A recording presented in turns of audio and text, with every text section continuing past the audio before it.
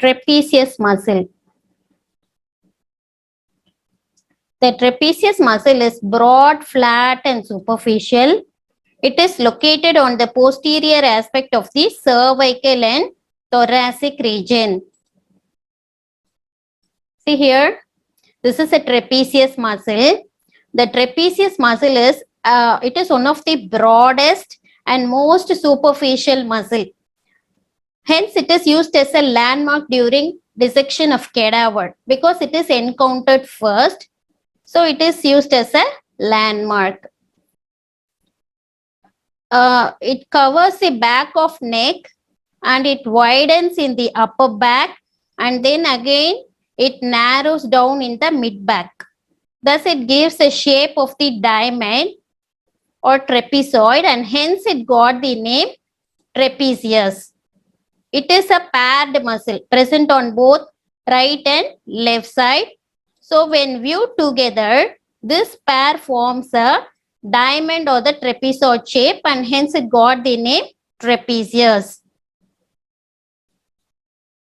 Even though trapezius is present on the back region, it is considered as a muscle of the upper limb rather than the back because it is largely involved in movements of the shoulder girdle. It produces movements of the scapula like elevation of the scapula, depression of the scapula, retraction of the scapula, etc. And hence it is considered as a muscle of the upper limb rather than the back.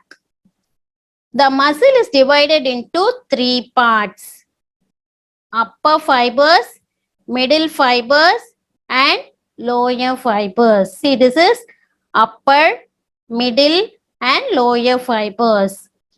Upper fibers is also called descending fibers. Middle fibers are also called transverse fibers, and lower fibers are also called ascending fibers based on the orientation of the fibers. See here, the upper fiber, this is the upper fiber. After arising, it descends downwards and gets inserted into the clavicle. Hence, it is called descending fibers. See the orientation of middle fibers. Middle fibers are arranged in a transverse manner. Hence, it is called transverse fibers. And the lower fibers, after arising, it ascends upwards and gets inserted into the spine of the scapula. Hence, the lower fibers are also called ascending fibers. Let's discuss the origin of trapezius.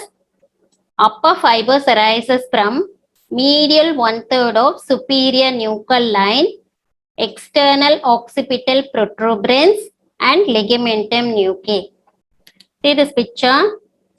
This is a skull, posterior view. Here we have the external occipital protuberance, and this one is superior nuchal line. So, trapezius arises from medial 1/3 of superior nuchal line and external occipital protuberance. This portion. And it also arises from ligamentum nuchae. This is ligamentum nuchae, extends between external occipital protuberance and C7 spinous process. Actually, this ligament is a midline or median ligament that forms a septum. So, it provides attachment for many muscles, not only trapezius, like rhomboid minor, splenius capitis, etc. Got attachment to this ligamentum nuchae. The middle fibers of trapezius arises from C7 to T3 spine. So this is C7 spine, C7, T1, T2, T3 spine. Middle trapezius rises from C7 to T3 spinous process. And the lower fibers of trapezius arises from T4 to T12 spines and corresponding supraspinous ligament. See this picture. So it arises from T4 to T12 spinous process and also from the corresponding T4 to T12 supraspinous ligament. supraspinous ligament. Some say that supraspinous ligament is a continuation of ligamentum nuchae. Some say it is distinct from ligamentum nuchae. Actually, it connects all the spinous process from C7 to till sacrum. So lower fibers rises from T4 to T12 spines and corresponding supraspinous ligaments. Let's discuss the insertion of trapezius.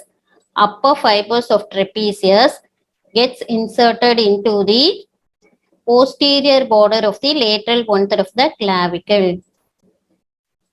See here, this is the upper fibers of trapezius. They arises from external occipital protuberance, medial one-third of superior nuchal line, and from the nuchal ligament, and descends downwards and gets inserted into the posterior border of the lateral one-third of the clavicle. This is the lateral one-third of clavicle. Here we have anterior border and here we have posterior border. So the upper fibers gets inserted into the posterior border of the lateral one-third of the clavicle. This yellow color portion is the upper fibers of trapezius. Next we'll see the middle fibers of trapezius. Middle fibers of trapezius gets inserted into the medial margin of the acromion process of scapula and also on the upper lip of the spine of the scapula. See here. So the middle fibers arises from C7, T1, T2, T3 spinous process. They travel transversely and gets inserted here in the medial margin of the acromion process scapula. This is the acromion process of scapula.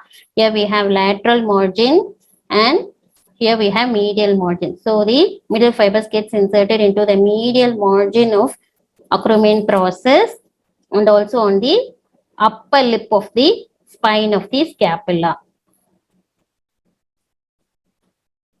This red color portion is the middle fibers of trapezius. Next, we'll see the lower fibers of trapezius. Lower fibers of trapezius gets inserted into the deltoid tubercle of the spine of the scapula. So the lower fibers arises from T4 to T12 spinous process and corresponding supraspinous ligament. They ascends upwards and gets inserted into the deltoid tubercle on the spine of the scapula. Actually, deltoid tubercle is present lateral to the root of the spine. The spine, it curves down and laterally and forms the deltoid tubercle. So the lower fibers of trapezius attached to this deltoid tubercle. And this purple color portion is the lower fibers of trapezius.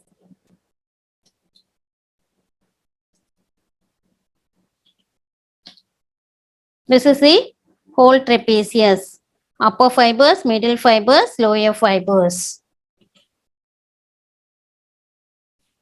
Let's see the nerve supply of trapezius. Motor supply by the spinal part of accessory nerve and sensory supply by the ventral rami of spinal nerve C3 and C4. Let's see the functions of trapezius. The trapezius muscle has two components, stabilizing component and movement component. We'll see this one by one. Trapezius muscle is it's also an accessory inspiratory muscle. During forced inspiration, this muscle comes into play and increases the diameter of upper chest area to some extent. Let's discuss the stabilizing component of trapezius. Trapezius allows and supports the spinal column to remain erect in standing position. Actually, trapezius is a muscle made up of particularly long muscle fibers that covers the large width of the upper back. So, and it is also attached to the spinous process of cervical and thoracic region. Thus, it allows and supports the spinal column to remain erect when the person is in standing. And trapezius also helps to stabilize the scapula in its anatomical place as well as controls it during movements of the shoulder. For example, when we carry some weight in our hands, it helps to maintain the shoulder level against gravity. And it also controls the scapula during movements of shoulder. For example, in throwing action, the trapezius muscle comes into play and helps to stabilize the scapula. Let's discuss the movement component of trapezius. So the action of trapezius is largely dependent on the direction of the muscle fibers that are contracting. We need to concentrate on the direction of muscle fibers and the angle of pull. So there are a lot of actions descending or upper fibers. When the origin is fixed, that is head and neck region is fixed, movement takes place in the scapula. So when the origin is fixed, contraction of upper fibers elevates the scapula. When the insertion is fixed, movement takes place around head and neck. We are going to see what happens during unilateral contraction and bilateral contraction of upper fibers. So when the insertion site is fixed, unilateral contraction of upper trapezius produces ipsilateral side flexion, same side flexion, and contralateral rotation of the head, opposite side rotation of the head. So unilateral contraction produces ipsilateral side flexion and contralateral rotation of the head. When the insertion is fixed and bilateral contraction of upper fibers of trapezius produces neck extension. We'll see again in this video. Contraction of upper fibers. See, when the origin is fixed, contraction of upper fibers causes elevation of the scapula. Now, the insertion is fixed. Scapula is fixed. Unilateral contraction of the muscle fiber produces ipsilateral side flexion and also contralateral rotation.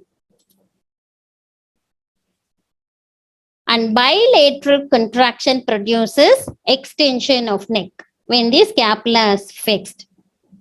So when the scapula is fixed, unilateral contraction produces same side flexion and contralateral rotation, and bilateral contraction produces neck extension.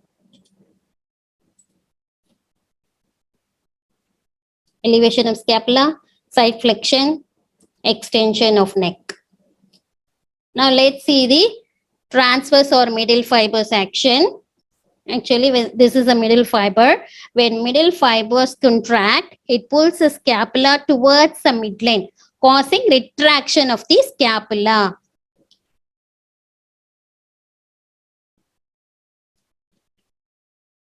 Ascending or lower fibers produces depression of scapula. See, this is the lower fibers. When lower fibers contract, it actually depresses the scapula. It pulls the scapula downwards, causing depression of scapula. When both upper and lower fibers contract, it produces upward rotation of the scapula. See in this picture, this is upper fibers of trapezius. This is upper fibers of trapezius and this is lower fibers of trapezius.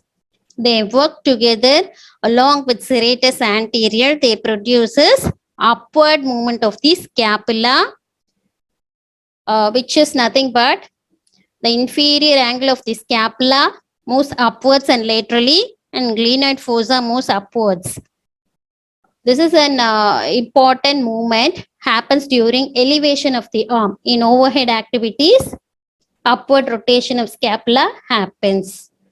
Thus, trapezius is an important muscle in stabilizing the scapula and also plays an important role in glenohumeral rhythm.